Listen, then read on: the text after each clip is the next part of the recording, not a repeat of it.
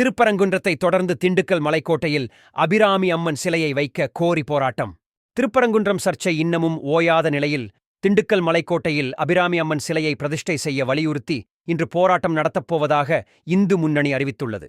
திண்டுக்கல் அபிராமி அம்மன் கோவில் முன்பாக இந்த போராட்டம் நடத்தப்படும் என இந்து முன்னணி தலைவர் காடேஸ்வரா சுப்பிரமணியம் தெரிவித்துள்ளார். திருப்பரங்குன்றம் அருகே அமைந்துள்ள தர்காவில் காலமாக வழிபாடு நடத்தப்பட்டு வருகிறது.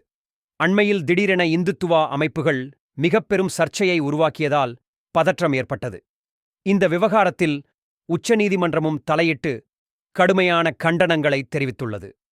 அதே நேரத்தில் திருப்பரங்குன்றம் விவகாரத்தில் உயர்நீதிமன்ற அனுமதியுடன் பெருந்திரளாக இந்து முன்னணியினர் நடத்திய ஆர்ப்பாட்டம் பேசுபொருளானது. இந்த நிலையில் திருப்பரங்குன்றத்தை தொடர்ந்து திண்டுக்கல்லில் இந்து முன்னணி ஆர்ப்பாட்டத்தை அறிவித்துள்ளது. திண்டுக்கல் மாநகரில் மலைக்கோட்டை அமைந்துள்ளது. இந்த மலைக்கோட்டை தற்போது தொல்லியல் துறை கட்டுப்பாட்டில் உள்ளது. திண்டுக்கல் மலைக்கோட்டையின் உச்சியில் பழங்கால கோவில் இன்றும் சிதிலமடைந்த நிலையில்தான் உள்ளது. அங்கு வழிபாடுகள் நடைபெறுவதும் இல்லை.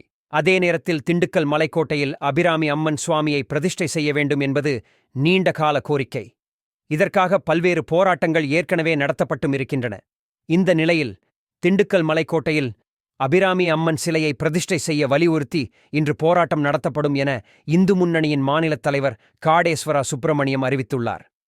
திண்டுக்கல் அபிராமி அம்மன் கோவில் முன்பாக இந்த போராட்டம் நடத்தப்படும் என அறிவிக்கப்பட்டுள்ளது. திண்டுக்கல் மாநகரின் மையப்பகுதியில் பிரதான கடைவீதியில் அபிராமி அம்மன் கோவில் அமைந்துள்ளது. சில ஆண்டுகளுக்கு பின்னர் இந்த கோவில் பிரம்மாண்டமாக சீரமைக்கப்பட்டது என்பது குறிப்பிடத்தக்கது. மேலும் இதுபோன்ற விறுவிறுப்பான மற்றும் ட்ரெண்டிங் செய்திகளை தெரிந்து கொள்ள இந்த சேனலை சப்ஸ்கிரைப் செய்யுங்கள்.